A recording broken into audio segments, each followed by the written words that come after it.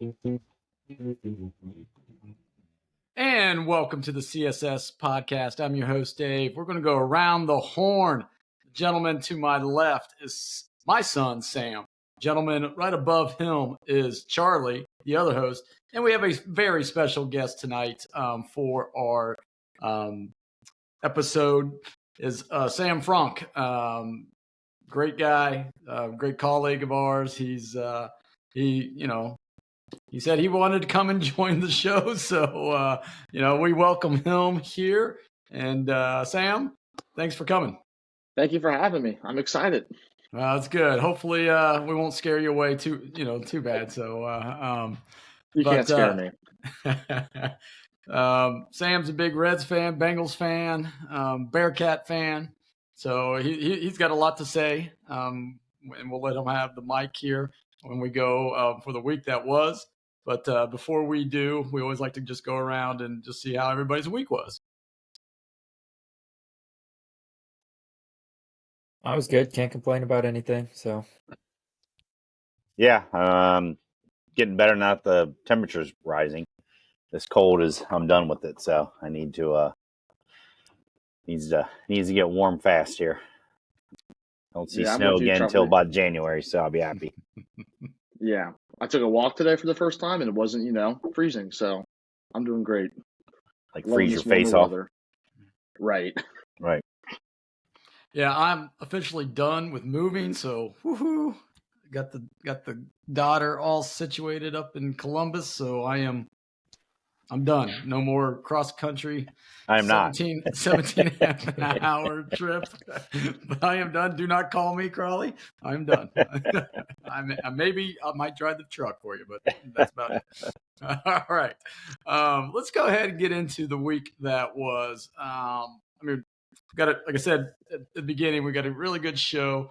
This is going to be an abbreviated segment, probably. Talking about the Bearcats real quick. A quick recap how they're playing. This past week they were 1-1, and the week before that I think they were 1-1 as well. So thoughts on how they're playing. Let's just go ahead and just answer these three questions, right? Thoughts on how they're playing, and then looking ahead to the Big 12 tourney.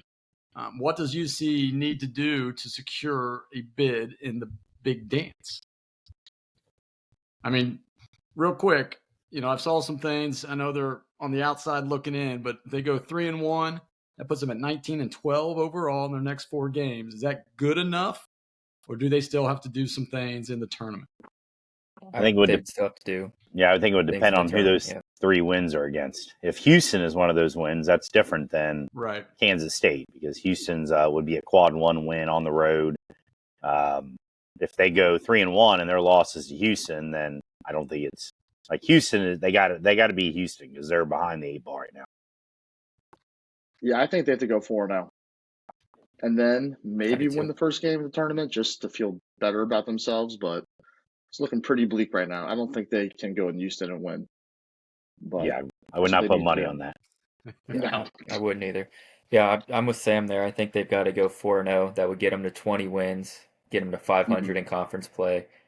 And I think that would be good enough to get in the NCAA tournament, regardless of what they do in the conference tournament. But if they want to boost their chances, every win after that. If they don't go 4-0, however many, say they go 2-2, I think that means they've got to win 2, 3, maybe even 4 games in the tournament. So, which they're not going to do because they haven't done it all year. So no, they don't have the consistency to score to win games 2 days in a row. Well, it was nice to see Dan Skillings finally hitting a couple of shots, getting his confidence back, maybe at the right time. I mean, you just never know. Or it could be, hey, this is my last go at it. I might as well jack him up. He's got to make that portal look nice. Exactly. All right, any other thoughts on UC as we they got Baylor and Houston coming up this week. So Baylor Tuesday at home, I believe. And then UC or then at Houston on Saturday. Right there. I mean, they have to win the Baylor game. If they don't win the Baylor game, then it's over. And then Baylor just lost to Colorado, so I don't think that's even going to be a quad 1 win anymore. So yeah, not with that it being doesn't at help home, them I either. doubt it. Yeah. Quad 2. Now, on the flip side, the BYU beat Arizona yesterday, so now the BYU win became a quad 1 win. Okay. But it's still not enough. I'm just saying they did get a positive with that as well. Yeah. Which you know, I understand how they do that, and they have to do it for the rankings and the nets and everything, but I think it's like when you play them, whatever they are, if they were a quad 1 or a quad 2, it should stay that across the board. Because you're getting credit. So like in football, for example, right? Alabama plays, I don't know, Tennessee to open up. I know they don't, but just say hypothetically, Alabama, USC. You know, USC beats Alabama, so that's a quad 1 victory back then. But then all of a sudden, you know, Bama is losing, and they go down to a quad 4, or vice versa, right? It's like they're a quad 4. Say they play the blind school, they're a quad 4, and then they beat them, and then that blind school starts going up the rankings because they're in their own conference and they're moving up, and then they get credited for a quad 2 victory or whatever. And to me, I think it should just be whenever you're playing them at that time, that's what you have. Thoughts on that? I agree with that. I think they used to do that back when they focused on RPI, like top 25 wins. I don't think they ever really, moved them around, but now it's kind of tough. It's like, well, do we have a quad 1 win? Like, who even is quad 1 anymore? Because it changes every day. But I think once you play a team, like what they were ranked is what they should count going forward. Because you never know if a team gets injuries or if, like their players start playing real bad, like Dan Skilling's just disappeared this year. Like, it's different, when you play a team. Yeah, I agree. That's just my opinion. And that's why I'm on this side and not on the other side, making those decisions. All right. It's not act like there's real geniuses making these decisions. So. True. Well, it is the NCAA. So, right. Here we go. All right, let's move on to opening night here in Cincinnati with the MSL FCC action. New York Red Bulls, they took down 1-0. The newcomer, is it Kevin? Danke. Yeah. Scored in the 70th minute. Nice victory. Because wasn't this a revenge game? Didn't New York knock them out last year? Was that? Yeah. In the playoffs, yeah. In the playoffs, yeah. So it was a good, hey, we're coming to get you type of thing, a revenge. And, started off the season 1-0. Got to like that. Yeah, you can't really complain. Defense looked really good. Anytime you can get a clean sheet, that's outstanding, especially in MLS where it's just so random sometimes. So I think that's going to be the strength of our team again, probably this year, at least the first half, so they can kind of figure out the playmaking and just get all the new guys in a groove. Because they did lose Lucho, but I don't know if any of you saw Pat Noonan's comments after the game. It kind of seems like he was ready for him to go and excited. He made the comment, "It's amazing what your team can do defensively when players don't just stop and complain to the referees constantly." So, it's a pretty pointed comment. You know exactly who he's talking about there. So, maybe we'll see a little bit more defensive buy-in from the attackers, which will only strengthen the defense. So, very excited. Just kind of see, especially how Evander fits into this as well. The guy they signed to replace Acosta. So. Yeah, and they don't even have Miazga back yet. He's still recovering from his injury from last year. Yeah. So really their best defensive player is still not even playing. So moving forward, the defense should continue to get better and better. They've what's the other guy? Nick Hagelin's not playing either. He'll be a bench player, but he'll be a good rotation player in for the defense. So the defense, I think, is going to be a work in progress. So all these guys are back, and it's still going to take some time for that to happen. offensively, they got the new, a bunch of new players. I mean, Evander and Denke are going to be your primary offensive players. And, Evander's been here for a week and Denke's only been here for a month or so. So still going to be, going to take some time here to integrate all these guys. I don't believe Oriano even played last night. He didn't. No. So I think, MLS, I mean, you're playing freaking soccer in February in the, and I mean, like the Miami, who did Miami play the other day? Philadelphia or something. I don't know. They played somebody.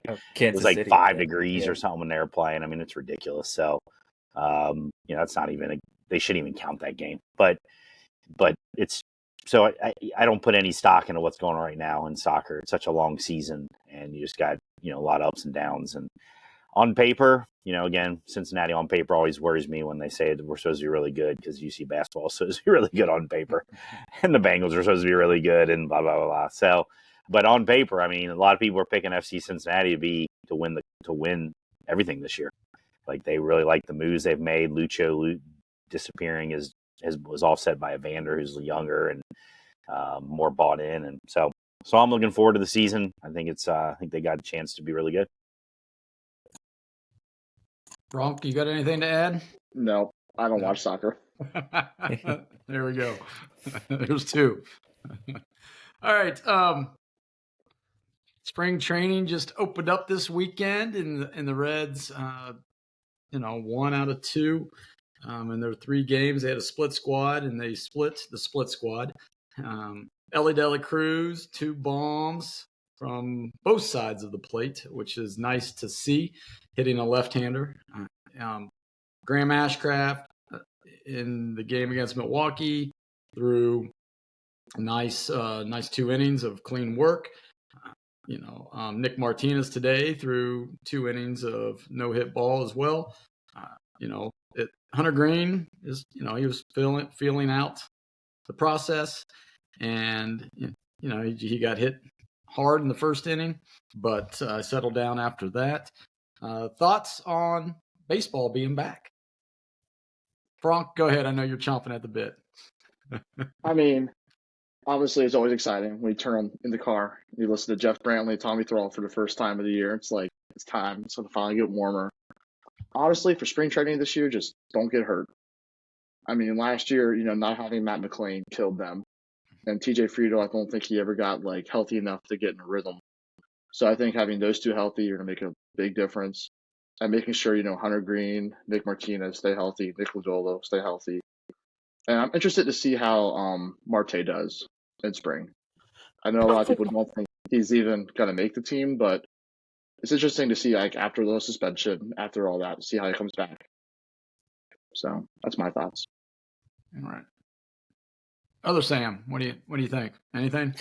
I mean, I'm just excited. Baseball's starting. And I'm not going to have it really any takeaways. It's nice to see Ellie getting some work from both sides of the plate, being productive, home run, but it still is spring training, so I want to see him do that. On opening day, that would be nice. I was a little surprised that Ashcraft actually got a start. I was kind of hoping that they'd move him to the pen full time, but maybe that's still a possibility. It's just a little surprising. But I mean, this early, he could have just been one of the guys that was ready to go, and so you throw him. But I would like to see him out of the pen at some point this spring training, just to kind of see what it looks like for him. Yeah, I mean, I'm excited. Baseball has started. A lot of reasons why I get excited about this time of year. Not the least is the comment about the weather I made a few minutes ago. So it's always a good sign there. But I don't take a lot of stock in the spring training stats. I mean, you're facing bus drivers and mechanics and guys who are going to be fixing the HVAC at Finneytown in a few months. So I don't again put too much stock. I mean, Ellie, who knows who he's batting home runs? I mean, it's nice to see him hit home runs, but I mean, again, who was he hitting off of? Who knows? So as preseason spring training goes on, it's more important. I think Ashcraft has a chance to be in a starting rotation. I want him to be in the bullpen, but Abbott's not pitching right now. Right, Louder's not pitching right now. So I mean, I think Abbott Ashcraft should probably your 6th or 7th starter right now. So he may end up in the starting rotation at the beginning of the year just because of the injuries. So So that's, I think, significant from that element. But other than that, let's just just figure out this infield, where these 7 infielders are going to play 4 spots, and I didn't see anything on the outfielder dude, the new outfielder they got. So I don't know if he did anything. But again, it's Hayes, but it's still early. So again, I don't. If he's 0 for 10, it's not that big. No, a deal, I think he got a hit yesterday. But again, it doesn't matter. I mean, Cam Collier started today. He's going to be in Double-A to start the season. Right. So that tells you what's going on. But he did well. He got a double. Yeah, but he's today.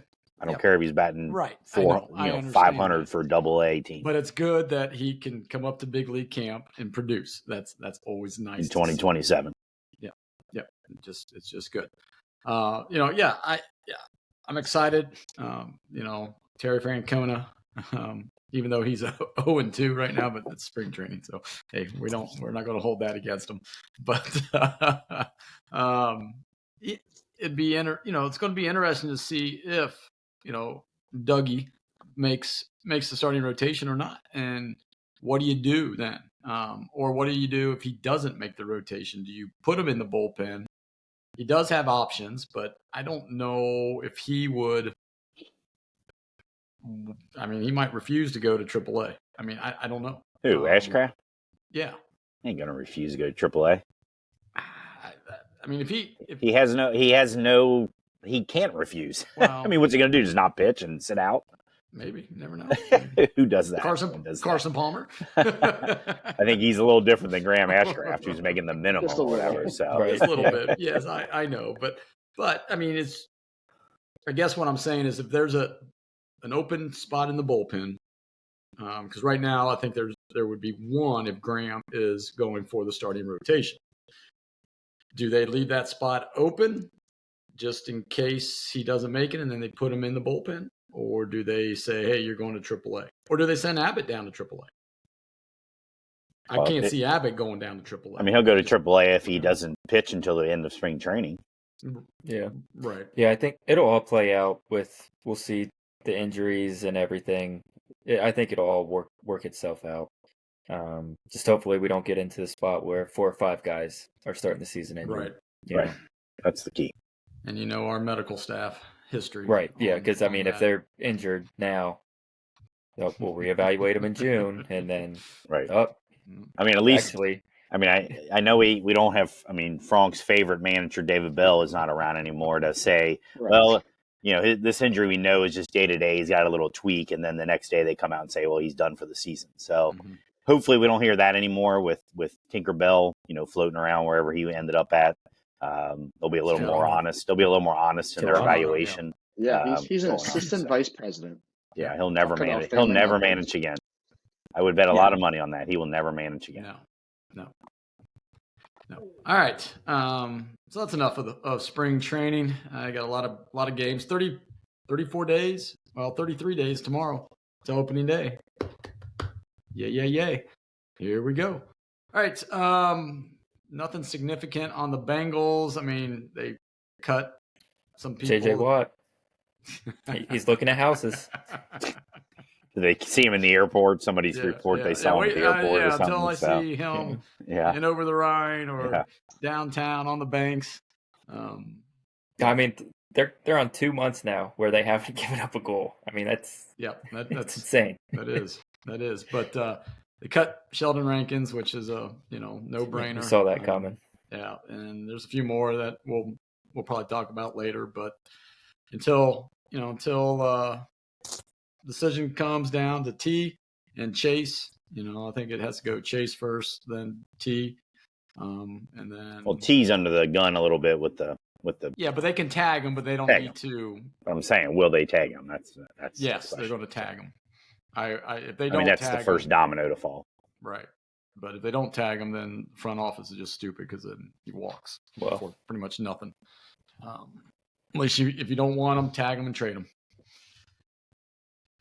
etc. All right. We're going to move on. We're going to skip our rankings part. We're going to come back to that because we've got a good topic of the week coming up. But before that, we have our trivia. And if you want to play along, you can always shoot us a direct message on Instagram or Twitter at CincySportScn and leave your guess on the question. Last week, Sam, you had the question. You want to go ahead and read your question? And yeah, I vaguely remember it. You guys got it all correct. But it was, I think there were 5 Reds that have hit more than 45 homers in a season, and then just had you guys name the 5 guys. Fronk, you want to give it a go real quick? Okay, 5 guys, 45 homers or more in a season. Mm-hmm. Yep. Okay, so you got Suarez. I think he hit 49 in 2019. Yep, he was one. You got Foster. Let's see if I can find it here real quick. Yep, Foster's number 1. Did Vaughn hit 45 more in 99? He hit 45 exactly. So it has to be more than 45. He did not. Yeah, so more than 45. Yeah, so really 46 or more. One guy did it twice, so it was only 4 guys, 5 instances. Did Dunn do it twice? Dunn did not. He did it once. He did it once? Okay, so I'm just missing one person that did it twice? Yep.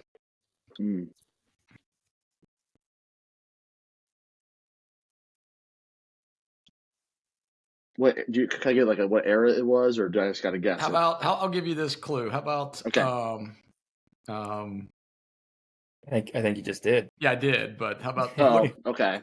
I was either gonna guess Frank Robinson or Clue. Yeah.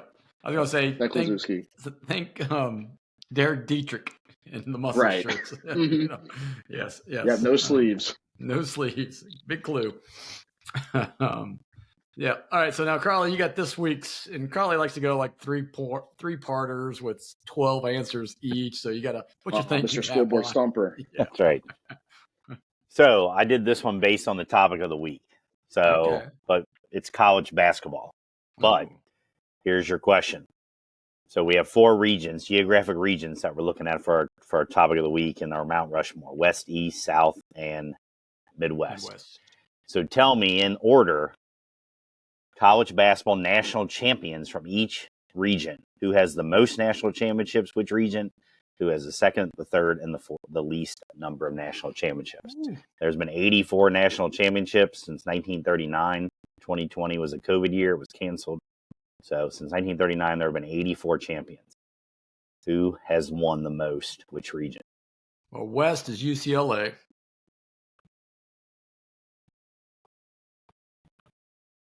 Well, I'm talking about total he's talking team about like wins in the region. Yeah, UCLA is in the West, yes. That doesn't. Yeah. Okay. But of all the teams, and he wants to rank the regions. Right, rank the regions. Oh, okay. So which region has won them? Which region has won the most national championships? Gotcha. I feel like it's got to be between Midwest and East. I'm leaning East. Because East has like UNC, Duke, UNC. Well, hold on. I did put UNC and Duke in the South. Oh, that changes. I figured North Carolina was more South. Because Midwest, I mean, you have UK and you have Kansas. And IU has 5. You know, it pains me. Michigan State's got 1. 2. UC has 2. Xavier has 0. Yeah. Yep. Throw that out there.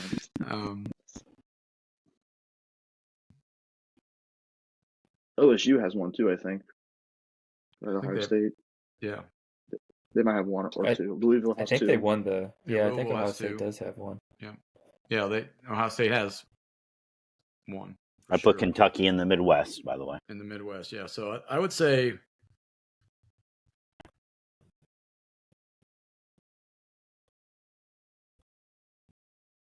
I'm leaning Midwest. Midwest is probably 1. Mm-hmm. And then I'd say South. If you go UNC and Duke, I'm assuming NC State's in the South then too, right. Crawley. I put them in the South, yep. Then you have like Florida. Florida's 1, 2. Florida's got 2, yeah. But if you look at the East. Houston's got 1 or 2. Anything in Texas I included in the West. In the West. Oh, okay. That's how we're doing our geography. Well, no. West is South. Texas is South. Texas is in the South. Yeah. Oh, Texas in the South? Yeah. I thought we had Texas in the West. Okay. No, we had Texas in the South because we were afraid that we didn't have enough for the South. Okay, that doesn't change the region that has the most. Okay.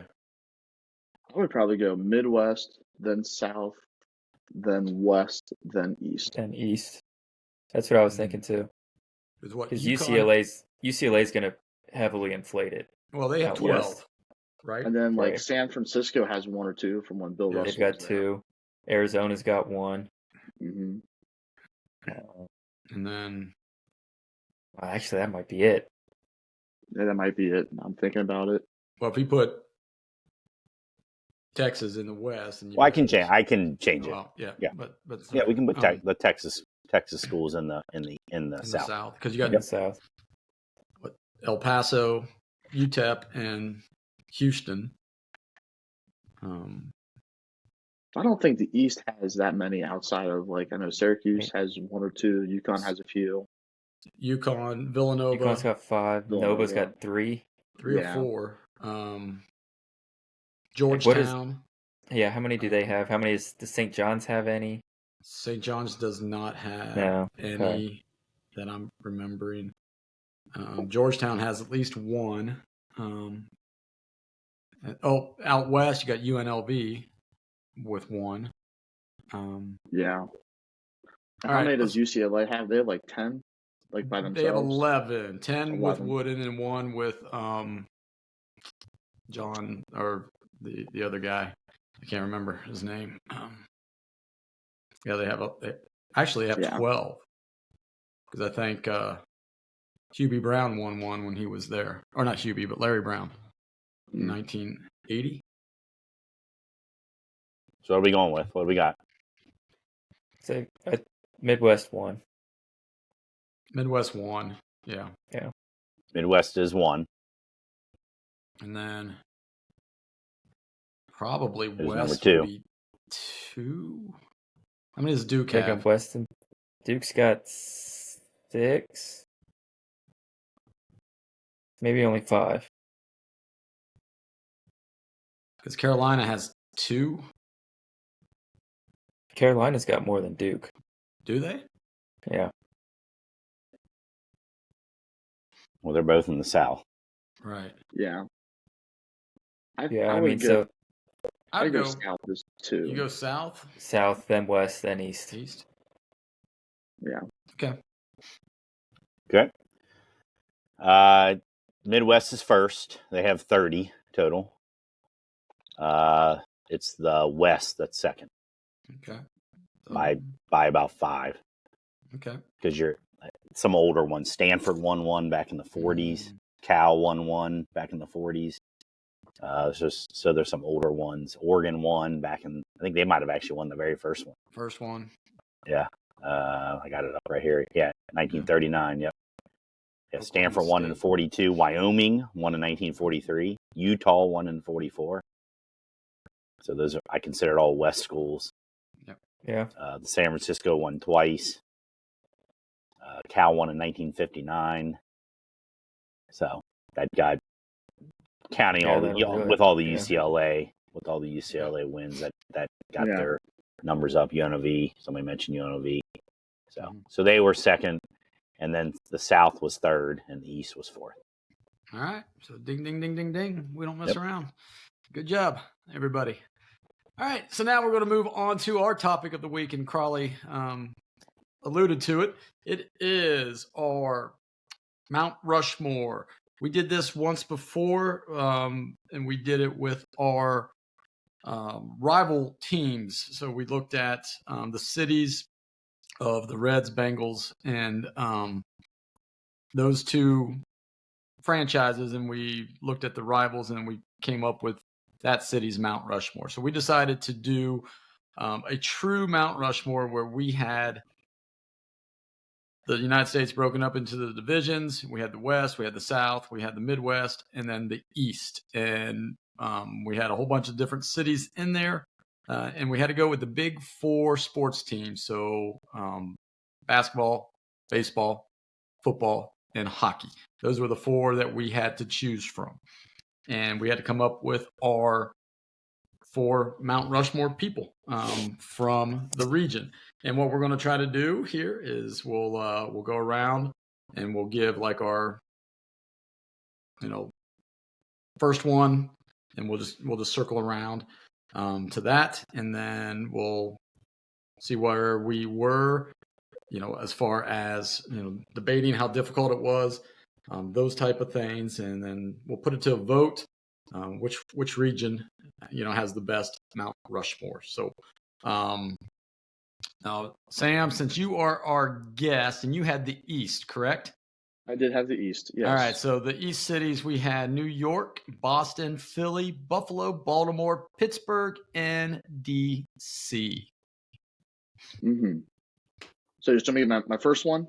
Yeah, so if I don't know how you want to do it. If you want to go like the fourth one that you put on there, or if you want to save that for drama. I mean, you can do that. I don't, you pick however you want to do your best one, so they don't get stolen. Yeah, well, that's true. Yes, because that is right. If there is somebody that has played in multiple regions and somebody steals them, well, my first one, he was always in the East. He never left the East, and I was really looking at not putting him on it because I just think that old-time baseball players is just like, I don't know really how much of an athlete some of them are.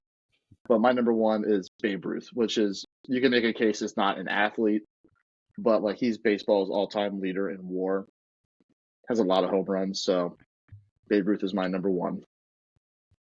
All right, it's good. It's a good one. So Sam, the other Sam, you had the South. So that was Dallas, San Antonio, Houston, New Orleans, Atlanta, Tampa, Miami, Orlando, Jacksonville, Nashville. Yeah, I'm just glad we decided to put Texas in here. Otherwise, it would have been kind of rough.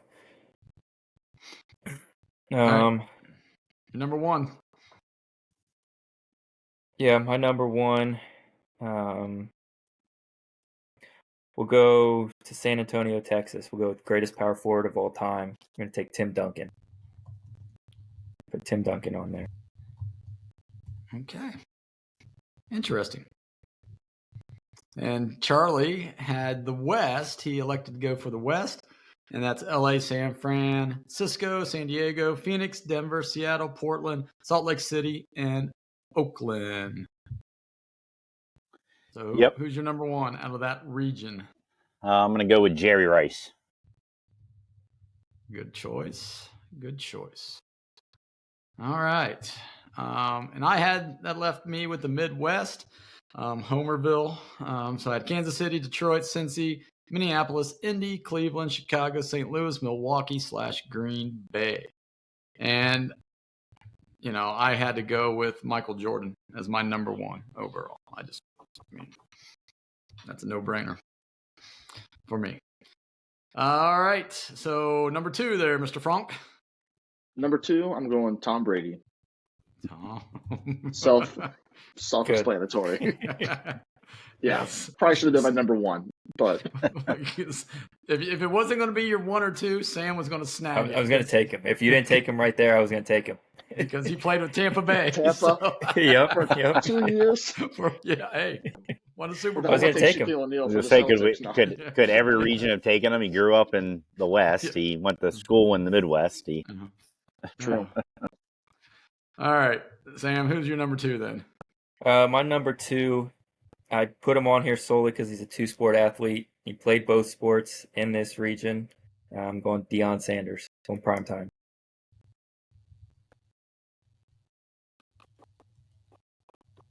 All right. Interesting, but good. Charlie, you're number two. I'm going to take Kareem Abdul-Jabbar, maybe the greatest college basketball player ever, and obviously a top 5 NBA player ever. So, and both from the West. I'm saying UCLA and the Lakers. So, you are correct. All right, my number two. We're going a little homer biased here, and probably the greatest catcher of all time, Mr. Johnny Bench. All right, so Mr. Fronk, you're number three. My number three is Bill Russell. Bill Russell. All right, good choice. Good choice. Sam, you're number 3. My number 3 is going to be Dwayne Wade, Miami Heat. Interesting. Okay. Well, Fronk has championships locked up. Yes, that's yes, he just does. Those 3. Yeah, I do. Yep. Pick no one. Just based on championships, it's locked down. My number 3 is, again, I think a top 5 baseball player of all time. Pretty much always played in the West, and that's Willie Mays.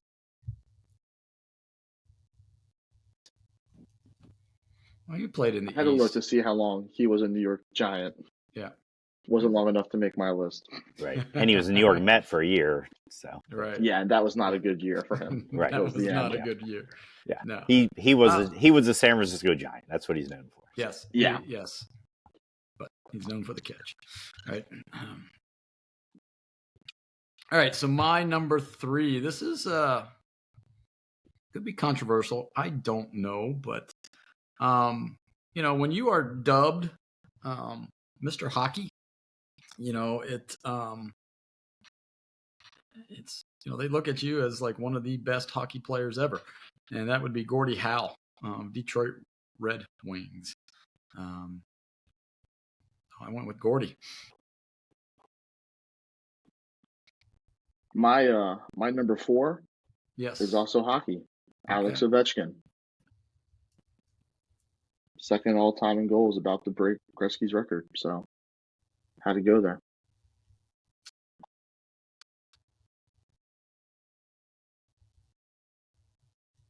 Sounds good. And other Sam, who do you have for your number 4? I still haven't decided. I have it down to 2 people. I'm going to do a quick little research here real quick. Because one guy, I'm not sure how long his professional tenure in the South actually was. Hank Aaron is who I'm thinking, but I don't know. Yeah, you can give him the how long South. he was in Milwaukee. Yeah. Say South. Yeah. All right, we'll go Hank Aaron. We'll take Hank Aaron. Hank Aaron. That's a good one. Crawley, your last one? Yeah, I had the same thing as Sam. I kind of came down to, I had 3 names actually that I was debating on, kind of going around, and I decided to go with a guy who's, because most of what we have anybody that's current? I mean, Ovechkin is current, but I don't know if anybody else has a current player, correct? I don't think so. Yeah. Brady would have been the... Yeah, but he's not. So right. So that's what I decided to go this way. Current player, change the game. Everybody thinks they can play basketball now because they can shoot 3-pointers from 50 feet away. So I went with Steph Curry. Came down to him versus Magic versus who was my other guy? Oh, Joe Montana. But I looked at it as current, and I looked at it as who really changed the game. So then it came down to really Magic versus Curry, and I'm going with the current player. Okay. Well, they can't call you old timer then. That's right. So I did not go with a current player, which I could have. But this, the fourth one was probably, it was difficult because there's some names on here that, I'm like, do I go another football player? Do I go another basketball player? Do I go another baseball player? And as I was going through this exercise, I was like, we probably could have done a Mount Rushmore based off of geography, but just based off of each sport too. Because I think we could have really had that. And then we could have came back and said, we'll do our big Mount Rushmore, and we have to pick one from each of those 4, which hockey's not real strong in the West, by the way. Or the South. Or the South. But you got, you do have a couple teams there. I thought of one player's name. But that was even made my list. Yeah, but like Crawley, we talked about this earlier. Yeah, but we said Gretzky didn't count for the West, so I didn't. You specifically said that, so I wasn't. Well, I wasn't going to go with. So I didn't. If you said Wayne Gretzky, I would have said, he's a an Oiler. Well, that's what I mean. That's that's what we were saying. The West, though, is it not? Like Edmonton's out west. It is technically. Yes, but that's West Canada. I think we were talking Canada. So that's right, Mount Rushmore. No Canadians. Good point. So yeah, I did not. Right. I mean, if I could have included Gretzky, I would have put Gretzky on my list. But we had decided he didn't count for the Kings. He only counted for the Oilers. Right. All right. So mine, it came down to. I mean, I'll just go ahead and say it. I went with Stan the Man Musial. And it was, I could have went with Pete Rose. I know I left Pete Rose off, but when I did a comparison between, really Rose played more games, had more hits, and that was about it. I mean, Musial's WAR was 50 points higher than Rose. His batting average was 20 points higher. Career batting average was 20 points higher. 24-time All-Star, Hall of Famer, MVP, 7-time batting title, beat Rose there. I mean, so I went with Stan the Man.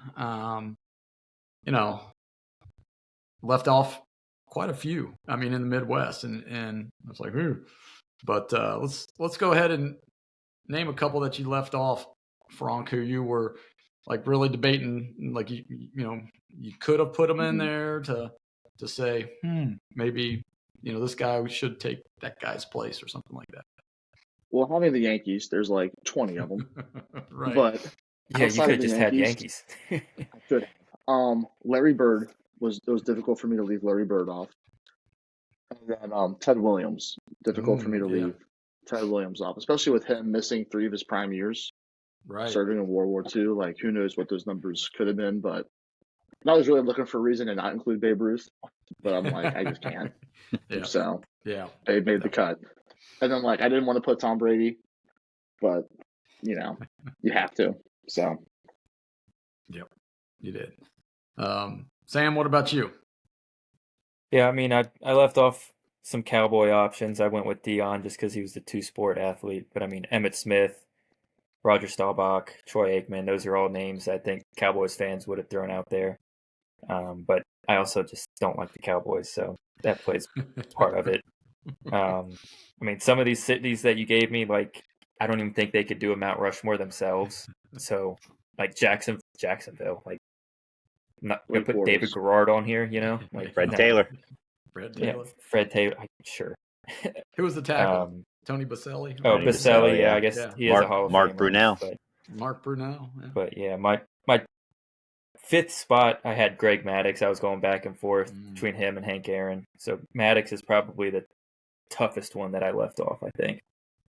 You didn't have, you had Chipper Jones on there too. Could have had, Dominique Wilkins. Yeah. I wrote Wilkins' name down as well. A couple other, I mean, Steve New Orleans Barkowski, is pretty. New Orleans is pretty thin. I mean, outside of Drew Brees, right. they don't have a whole lot. I mean, that would have been your best one. Would have been Drew Brees, Pistol Pete Maravich, in college, but Arch Manning, Archie. Right, but you look at his stats, and you're like, it's horrible. Yeah, I know. You're a legend because of your sons, not because of you. Right. Yeah. All right, Carly, what about you? Yeah, I said my big ones were Magic, and I mean, he was another one who kind of saved NBA, so kind of went back and forth between him and Curry. And then I had, who was the other one I had said? Montana, Joe Montana, who was Brady before Brady in terms of winning. He never lost a Super Bowl. So there's not a lot of guys who can say that have won multiple Super Bowls as quarterback. So he was mine. A lot of Lakers, Kobe, Shaq. I mean, there was plenty of, when you have the Lakers in your, just like when you have the Yankees or you have the, in your region, you can kind of go back to that well over and over again. Right. Jerry West, the logo. Yeah. So, and then like Karl Malone, Stockton, those guys. But Sean Kemp, Gary Payton, right? Jokic. Jokic is making a name. Yeah, Jokic is making. He's trying. Yep. So mine, I mean, I think this would probably have been I don't know. I mean, the West was pretty hard. I think Fronk's, yours was probably really hard. I mean, as far as, narrowing it down, that 3-4. Because, I mean, like I said, you could put Gehrig, you could have put Jeter, you could have put Mickey Mantle. I even looked at Mariano Rivera for a second because I'm like, that guy had crazy numbers during the steroid era. I'm like, I'm not putting a bullpen pitcher. Yeah. And then you got, then you got the Celtics, the Sixers, with Dr. J. I mean, just a lot of even like there. Mike Schmidt. I thought about Mike Schmidt. I thought about like Cal Ripken. Yeah. And you go hockey, you go Bobby Orr. I mean, probably, besides Gretzky. So yeah, and you got, and you had Pittsburgh. I mean, you could have put, Clemente. People like that. But it's tough. Mine came down to, like I said. I mean, I left off Rose, Morgan, Munoz, Bo Jackson. I mean, Jim Brown. LeBron James, right? I mean, some people are probably saying Brent James should be on there. Oscar, if we want to, Manning. I mean, there were some names that I was like, wow, this could be tough for that fourth one. And, I didn't want to be a homer. I didn't want to put 2 Reds. I could have put 3 Reds on there if I wanted to. But I... that would have been really homer. It would have been. Because Pete Rose would have been about number 15th on my list. For what the guys you just named, I would have put almost every one of those guys before I would put Pete Rose. Pete Rose, yeah. I would put Peyton Manning there. I would have put. I mean, you didn't even name any Packers. No, because I have Favre and Rodgers and Lombardi right down, but I don't know. I mean, it was difficult. Barry Sanders. Barry Sanders, Reggie White, Ty Cobb, for crying out loud. I mean, I could have put Ty Cobb on there. Isaiah Thomas, right? I mean, but I went with just one basketball. I was trying to go with one, see if I could hit one of all of them, but I it came down to that football one. Was I going to put Barry Sanders, or Anthony Munoz? But I elected to go with Stan Musial instead. So that's where I was at on that.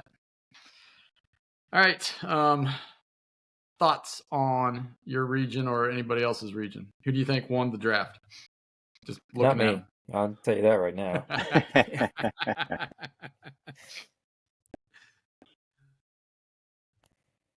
Yeah,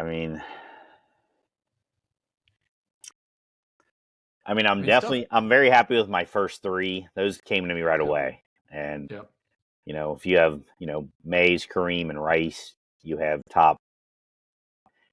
I mean, Rice is probably considered the 2nd greatest NFL player ever. Kareem's 3rd, probably on most lists. Willie Mays is 3rd, probably on most lists. So that's where I would put that up. The 4th one definitely was, with those different guys. So that's where I'd put my list up at. Ron, what about you? I mean, I'm happy with my guys, I guess. I mean, I don't like Tom Brady as a person, but I wouldn't be mad if he was my quarterback. Right. You'd like him a lot better if he was the Bengals quarterback. Yeah, for sure. And I'm sure I'd like Babe Ruth a lot better if he was currently like the Reds' designated hitter. But yeah. I mean, it was interesting for sure. I'm happy with my picks though. Yeah, like I said, I'm happy with Jordan was a no-brainer. Bench was pretty much a no-brainer. And then, Gordie Howe, he was the best hockey player in the region. And then it came down to my last one, and I could have went, I didn't have a football player on there. Maybe I should have, but I don't know. I mean, I don't know who I probably would have went. I mean, shit, you could have went Mahomes. Yeah, well, I mean, I could have, but I wouldn't put him above. Well, I mean, yeah, I think he's the 2nd best quarterback ever already. So close, yeah. I like Montana better, but yeah. it is what it is. Different eras. Yeah, I mean, the South was pretty tough, especially looking at it, Mount Rushmore. There's not a lot of like historical teams in the South. A lot of them are pretty recent, 70s and on. I don't have the 1940s where the myth and the legend has built up for a lot of these guys, outside of maybe the Cowboys, and I'm just not going to do Cowboys. So, right, that would have been that would have been the team you could have drawn. Yeah, separate because I mean the rest of them are. I mean they're all. What about Dan Marino? I thought about Marino. If he'd have won, I think I would have put him on there. I think I would have pulled the trigger on it, but I don't even think Marino's number one in his own city. I don't think he's number one in Miami. I think Dwayne Wade is. So I think if I was going to pull somebody from Miami, which I ended up doing, I pulled Dwayne Wade. I think that'll if we put this up for a vote, I think that's what's going to hurt me is my guys are a little too recent. Yeah. You could have, Duncan's a good choice. Duncan's, he's a good choice. If you had two basketball players, the third basketball player, you could have went with, Elijah Wan, right? Yeah, I had Elijah Wan. I had Shaq on here too. I mean, could have went Shaq too. Right. Yours but, is more basketball heavy, I think, and basketball football heavy. Football only because of the Cowboys, though. Like there's teams, but the Dolphins historically suck. So do the Tampa Bay Buccaneers, and so did the Jaguars. You could have put Don Shula on there. I could have went with a coach. I guess you could have went coach. But I could have gone exclusively coaches. I could have thrown Popovich on there too, and Cox from the Braves. Yeah, Cox from the Braves. Coach K. Coach K. There you go. Yeah. Coach K. That's college basketball. So that is college basketball. There. Yeah. And then, Bill Belichick in North Carolina. That's right. Yeah, now he is. Yeah. Yeah, that's true. Yeah. All right. Let's wrap this thing up and land the plane here. So we appreciate you hanging on, listening to us here. If you we're going to get this out on our social media platforms, so be looking at it, and go ahead and vote. Let us know which one of us came away with the best Mount Rushmore, and if you think you can come up with something better from each of the region, go ahead and submit that too, and we'll read them on the air, and we may even bring you on to debate us about why yours is better than ours. So for Sam Squared, Charlie, I am Dave, and until next time, everybody take care. Tip. See you later.